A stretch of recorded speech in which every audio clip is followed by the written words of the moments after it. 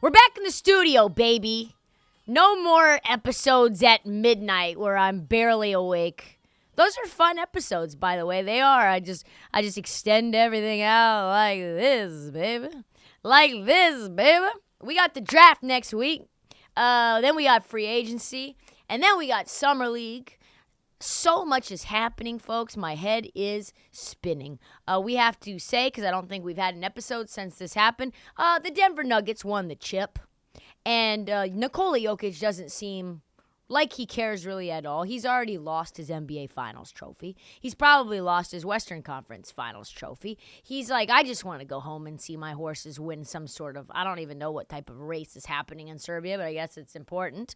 He's ready to be done with basketball. He even broke the code you're not supposed to say when you make that much money and you do all the things that people of his stature do. Like, you're supposed to like your job. And Nikola Jokic spilled the tea. Hey, everyone, every single person, no matter what they do, hates their job. And if they say they love it, I'm sure that there are people out there who say that. They're lying. He's like, I'm sure, he said, oh, maybe other people feel differently. They're lying. He just said it right there on the podium. Everyone is looking to the future already, even the Nuggets. Reports are that Denver Nuggets GM Calvin Booth missed Game 4 of the NBA Finals because he was scouting the draft. And that was after Calvin Booth already pulled off a trade with Oklahoma City during the Finals. I've never seen that before. For the records, the Nuggets swapped a protected 2029 first-round pick to OKC for the least favorable of OKC's 2024 first-round pick, the number 37 pick in the 2023 draft, and a 2024 second-round pick. Do you know what that means? Maybe there's another Jokic right around the corner, baby. At the 37th overall pick, you're going to get some random dude that they play a Taco Bell commercial over when they draft them. Remember, Jokic went 41st in the draft. Why would Calvin Booth do that? Why would he look for the 37th pick in the finals? Just saying, grind never sleeps for an NBA executive. Speaking of executives, David Griffin, our favorite pianist, has a shitstorm on his hands, dealing with the Zion fallout, which has been tremendous. It is nonstop. I don't think Mariah Mills has stopped tweeting since she started to tweet. It has been shocking, it appears, that Zion would, quote, like a change of scenery. Apparently the change of scenery, shocking, is New York City. Just the only place that everybody's been saying Zion's been wanting to go. He said, remember when he played at MSG? And he was like, I love Madison Square Garden. It's my favorite place on earth to play. Well, I mean, except for the Smoothie King Center. It's like, all right, Zion, we get it. You want to be in New York. The problem? Well, for one, Mariah Mills has made Zion's personal reputation and stock about as low as it could possibly be. I think she's tweeted 12,000 times since Friday. I won't get into it, but like I said, she's still going. Second, Zion, more importantly, Zion has played really not at all in 4 years. If you were to guess how many games Zion has played in the combined 4 seasons that he's been in the NBA, and there's, mind you, 82 games per year, except for the COVID year, which was 72, and then the shortened bubble year, which was, I forget, like 68 or something. 4 times that, that's a lot, right? There's over 300 games. Zion has played in 114 of them. During that same stretch, Nikola Jokic has played 330 games. Think about that. So anybody, Portland, thinking about trading for Zion, which they would never do because they're way too smart for that, at least think about the injury concerns. Think about that. Think about the fact that Zion's ass doesn't even like to come back and play defense. He just saunters back like he's, like walking. Mark Stein reports that the Pelicans really want Scoot Henderson. Good fucking luck, okay? Good luck with that. Unless you're going to get a trade going with the Charlotte Hornets, good luck. I heard this week, this is what Mark Stein said. I heard this week from one well-placed observer who is convinced that the Pelicans would indeed consider dealing Williamson away if it meant that they could draft Scoot, pointing to a rising level of exasperation within the organization regarding Williamson's ongoing availability issues and overall approach. Overall approach is really doing a lot of work. My read at this juncture is that the Pelicans are less inclined to consider trading Brandon Ingram in the same scenario.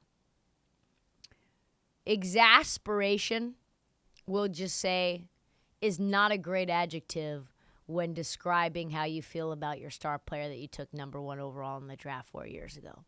Exasperation leads me to believe that, if you want the definition, intensely irritated and frustrated.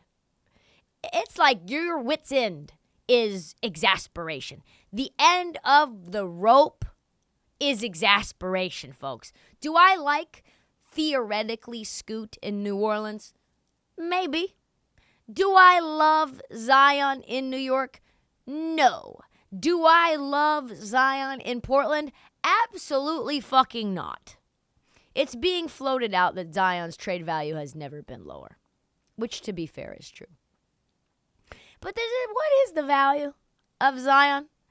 There are some idiots out there. There really are. There are people who think, well, if he could be fully healthy, he is dominant when he's on the floor. He is an all-star. He is box office. Just the mere thought of him playing basketball for our team means that we'll probably sell an immense amount of season tickets. But let's face it, he's never available. His upside is high, but his downside is in street clothes. Spitting in Mariah Mills' mouth. Will he be on the move? Stranger things have happened, so this will be a wild run up to the draft. Let's move forward. Speaking of wild scenarios, it looks like Bradley Beal may be on the move from the Wizards. After getting Ted Leonsis to sign off on one of the weirdest contracts in modern NBA history, where Beal is overpaid and has the only no-trade clause in existence in the NBA. He's going to have full say on any trade, meaning, so say a deal gets done with Beal and the Boston Celtics, and he says, I'll go to the Boston Celtics. And then they say, all right, well, we're going to move Jason Tatum for you. He can say, well, no, I'm not going to agree to that. I'm not going to the Celtics if there's no Tatum. He has to agree to all facets of said trade. Now there are reports from Shams that Beal and the Wizards are looking for a new home and that the Wizards are in full-blown rebuild. So Ted Leonsis, just a little background, one of the most, I would call, slimy owners from a perspective of just straight lying to fans and saying that they're going to compete when we know that they're not. And now, under the guise of good faith, he said he fired Tommy Shepard because he was frustrating that they weren't doing what they needed to do a rebuild.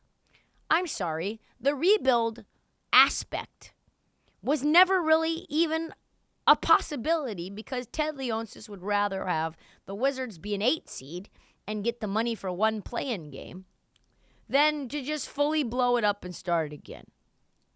Here's the kicker, though. Because of the contract for Beal and the fact that the no-trade clause carries forward to the new team, as well as a trade kicker for Bradley Beal, I think he gets a raise or a bonus if he gets traded. Brian Windhorst is now reporting that the haul that the Wizards will get for Beal will be shockingly low. I don't know, some guy who's never healthy making $60 million feels like his stock probably is pretty low. This is what Windhorst had to say. If Bradley Beal gets traded between now and next Thursday, I think people are going to be very surprised at the price and how potentially low it's going to be because his contract is not attractive. And especially going forward, it would mean having to pay $50 million to a player on your team that may not be a first or second All-NBA player. I suspect if he gets traded, it would be for a fraction of what Donovan Mitchell and Rudy Gobert were traded for. Man, Life's a bitch, and then you die, Wizards. You could have traded Bradley Beal 2 years ago for a haul, but you know what? You decided loyalty, loyalty, loyalty. Brutal end for the Wizards, who at one point could have easily gotten probably 4 first-round picks for Beal. Still, there are a number of suitors. Kendrick Perkins says that Jason Tatum is pushing hard for Bradley Beal to be in Boston. Lots of rumors swirling around the Miami Heat, including one bozo from the Miami Herald who thinks that the Heat will be able to trade for Beal and Dame. There is a man out there that is in existence of breath who believes that the Miami Heat can get Brad Beal and Dame Lillard without giving up Jimmy Butler and Bam Adebayo. What kind of early 80s pure cocaine is this guy on? Nick Nurse is also set to covet Bradley Beal as a Harden replacement in Miami, which would be a fascinating dynamic as well. But I think, truthfully, I like Miami a lot. But I think the best spot might be the Knicks. New York has trade assets. They won't have to give up a lot. The Wizards need young talent who are able to perform at least on an NBA level right now, but you have a ton of upside. Beal and Brunson might be a little undersized, but they do score a shitload of points. Beal, I think, is 6'5", is he not? 6'4". So, I mean, that's fine, I guess, for a 2. Finally, Shams dropped another nugget in the Beal sweepstakes, basically adding chaos to the market, saying this. I couldn't believe it because it would be bonkers. Another team that's had Bradley Beal trade talks with the Wizards are the Sacramento Kings. Sources tell Shams and Sam Amick. It's believed that Beal would consider Sacramento, given his no-trade clause. But now, as of now, there does not appear to be a clear pathway for the two sides. When was the last time that you heard of a star player wanting to waive their no-trade clause, which almost no one has, to go to Sacramento? When was the last time that Sacramento was a destination for free agents or players who could choose their own location? I don't know, at least in the last 20 years, if that has been the case. I do not see a way for the Kings to make this deal that is sustainable for their future, but it does give me a little tingle all over my body that Beal would even consider it. As an aside, our guy Damian Barling from D-Lo and Casey, friend of show, tweeted some breaking news about the Kings going all in on Raptors OG Anunoby. Keep your eye on that. That's been swirling around pretty much all year, but it is now confirmed. As for Beal, seems pretty certain that Beal is going to be on the move. The Wizards want to blow it up. That means Kristaps Porzingis probably goes. That means Kyle Kuzma probably goes. And you just get a boatload of draft picks. It's going to be chaos, particularly for the team that gets Beal. Let's move on. So I tweeted this out yesterday. Trivia question. What do Spencer Dinwiddie, Jeremy Grant, Glenn Robinson III all share in common? Only one person got it right. The rest of you jokers on Twitter responded by saying guys who played in the NBA or men who have never been in my kitchen. Here is the answer, which is just a wild thing to respond. Men who have never been in my kitchen. Here's the answer. Dinwiddie, Grant, and Glenn Robinson were the 38th, 39th, and 40th pick in the 2014 draft. The 41st pick in that draft, Nikola Jokic, of course. Which got me thinking. It's a fun bit of trivia, but really the interesting thing is to step back and realize these were mid-second round picks. Dinwiddie and Grant have been excellent in their career. So do not fret if you have a mid-second rounder. If you're good at your job, you'll probably find some gold. There's plenty of jokers out there who don't do their job well, enough for you to clean up if you do. So would the 2014 draft second round All-NBA team beat the 2014 draft first round All-NBA team? Here is the all second round team pick from that year. Guard, Spencer Dinwiddie, the 38th pick. Guard, Joe Harris. We got to say fully healthy Joe Harris, 33rd overall pick. Small forward, Jeremy Grant, the 39th overall pick.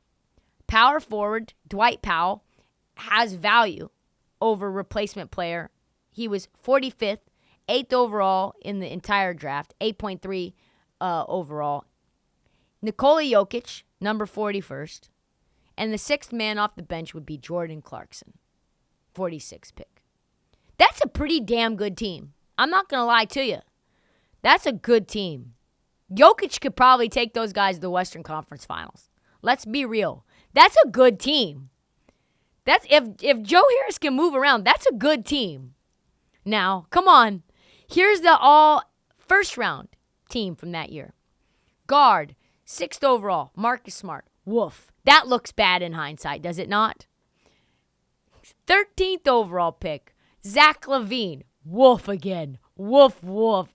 Is his knee even functioning? Small forward, 1st overall pick, Andrew Wiggins.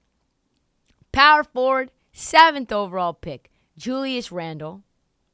Center, Joel Embiid, number 3 overall pick. This is going to be like a battle royal, family. Just like complete vitriol. And the 6th man would be Shlomo Kyle Anderson.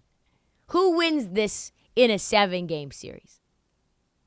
I think you might have to give the edge to the second-round picks here. I mean, if it's a playoff, Joel Embiid might not even be on the court. Let's be real. Let's be real. If this is a 7-game series in April, where is Joel Embiid? Where is he? Does he have an orbital bone fracture? Because probably last 2 years out of 3, I think he has. Does he have a knee injury? Like, what's going on with Marcus Smart? Is he shooting 3 from 18 from the three-point line? Zach LaVine, is the meniscus highly functioning in that knee? Andrew Wiggins, is he just coming off of personal issues? Jesus Christ. Julius Randle, I mean, this is the all sprained ankle team. Like, this literally is all, like, soft tissue injuries. Marcus Smart, ankle injury. Zach LaVine, knee injury. Andrew Wiggins, we'll just call it good on him. Julius Randle, ankle. Joel Embiid, knee. I think it's just Shlomo out here threatening to fight his teammates. Who wins, man? What do you think? I'd like to know. What a fascinating case study. We got to do these more. Let's move forward to some more hard-hitting news. I'm trying to be better about not criticizing the human being and only talking about the player and what they do on the court. And then Karl-Anthony Towns speaks. And it's really hard for me to not eviscerate him for saying dumb shit, which he continues to do. I have friends that are from Minnesota. My mom grew up in Minnesota. She grew up in Duluth. She likes the Minnesota Timberwolves. One of my best friends, Minnesota Timberwolves fan. Karl-Anthony Towns as a person has suffered greatly. COVID, family, mom passed away. Multiple family members passed away. All accounts, people think he's a nice guy. But why does he keep doing this? Why does he keep saying things that are so clearly making him look like a bozo? Like just a complete joker. Exhibit 291. This happened yesterday. Karl-Anthony Towns goes on former teammate Pat Beverly's podcast, which I personally can't stand that podcast because it's a Barstool podcast. But that's neither here nor there. A Barstool NBA podcast, to be specific. And he said this that is going to haunt him. He said, when my time's up and I retire, there's going to be people who are going to say I changed the game. Everything's up for stipulation, and what I like to say is when this is all over, there's going to be kids coming up and saying they're going to play a different way because I played in the NBA and I did it a different way. I'm speechless. I don't know really what to say other than Cat is a fucking idiot. Like that is, I shouldn't have said that. That was mean. That was personal. That comment is idiotic. That's one of the dumbest things I've ever heard him personally say, and he has said a lot of dumb things. he is not someone who clearly is in control of reality. The self-awareness aspect of Karl-Anthony Towns is lacking. He is not aware that he has not won a damn thing on the NBA level. He's never won a playoff series. I think he's won 4 playoff games. 5 playoff games? Out of all the players in the NBA, does anybody say one of the most transformational players in the NBA is Karl-Anthony Towns? Like, he changed the way we play basketball. Karl-Anthony Towns. No. Was there 7-footers who came into the league that shot threes before Karl-Anthony Towns? Yes. Have there been guys, I don't know, like Jokic? Have there been guys who play defense better than Karl-Anthony Towns and still shoot threes? Yes. He's been around Rudy Gobert too much. He thinks that every player is like Rudy Gobert that's 7 feet tall. No, Carl. Like, fucking Yusuf Nurkic shoots threes, okay? Like, there's plenty of guys who do what you do, and you're not Steph Curry, okay? People were doing this before you even were alive. You're so not transformational. You get in foul trouble. You talk too much. You say things that get you in trouble. Your teammate, Jimmy Butler, one of the best, most clutch fourth quarter guys in playoff, I don't know, in our generation. They're calling him the second coming of Michael Jordan in the playoffs. That's how good he is. He wanted to get the fuck away from you. He's had a lot of opportunities. He's had a lot of opportunities for success. They put guys around him like Ant Edwards and Jimmy Butler, and you know what? This team just does not succeed. And you know what? His transformational ass will be transforming out of a Minnesota Timberwolves jersey and into another jersey before this offseason is up. It is very concerning to me. And he's getting brutalized, obviously, by everyone from Draymond Green to Tim Hardaway Sr. Draymond Green tweeted at Pat Bev, "Hey, Pat, when people come on your show, they change the game? I'm looking forward to it, man." Then Tim Hardaway Sr. decided to just absolutely obliterate Karl-Anthony Towns, pretty much saying what I think, which is, who are all these people saying that you changed the game? Who are they? Who are these kids that are going to come up to you? Who are these people who are going to say you changed the game with the way you played? First of all, you need to win playoff games. You got 4 playoff wins in 12 tries, 0 series wins. You go out there, you average 23 points, 11 rebounds, and you're playing well. He's a good NBA player, but he doesn't make anybody better. It's about him at times. He tries to show up the referee instead of going out there to play team basketball. He's out there and you don't even see him sometimes. You don't even know he's out there. I think he needs to have a reality check, and he needs to work on his game a little bit more and making his teammates better and having a better season. Yeah. And you know what's the crazy thing? It's not even remotely the dumbest thing that he said on Pat Bev's podcast. Listen to this gem. It was a reason the Denver Nuggets won a championship. I just played them in the playoffs, bro. They was telling us our plays. They were like, all right, yo, they weren't even talking. Ball right to an area, and the person was just randomly right there. I'm like, how is this possible? But they also what's one of the things that, like, you see, it was more special what we did in Minnesota because we had. Pause. Did he just say it's more special in Minnesota what they did than what the Denver Nuggets did when they just won the championship? Hold on. It was more special what we did in Minnesota because we had like a month, and then we had training camp, and it was like, you better figure it all out right now. Yeah. And we really figured it out quick. Yeah. Think about it. They had what? Jokic been in the league 4 years. If you think about it, 4 years, we got it done in 4 months. Right. No, you didn't. You got to the playoffs in 4 months. You did not get to a championship in 4 months. This guy. This is the gold starification of our generation. Where, like, you have accomplished something because you took the Memphis Grizzlies to 6. Congratulations. Get up on a table. You've made it past the play-in. What is he talking about? He's going to get traded. Probably to a place like New York where there's a fruit fly in here. Probably to a place like New York where the local media was going to destroy him. And on a daily basis. There's no harder rock than Julius Randle, and the New York media blender turned him into Orange Julius. This is all of a sudden he's talking about mental health. Imagine Karl-Anthony Towns. What are they going to do with this overripe tomato that is Karl-Anthony Towns? They will squish him into the ground. We will find out. God help Karl-Anthony Towns. I can't help him at all. That's all the time that we have for the Heat Check. The season is over, but the league is going to keep popping because we got free agency, the draft, and summer league right around the corner. So check out the feed for past episodes and mini episodes, which drop almost every single day. They actually don't, but they used to. And follow the Heat Check as the offseason starts to heat up. Do not forget to download, subscribe, tell your friends.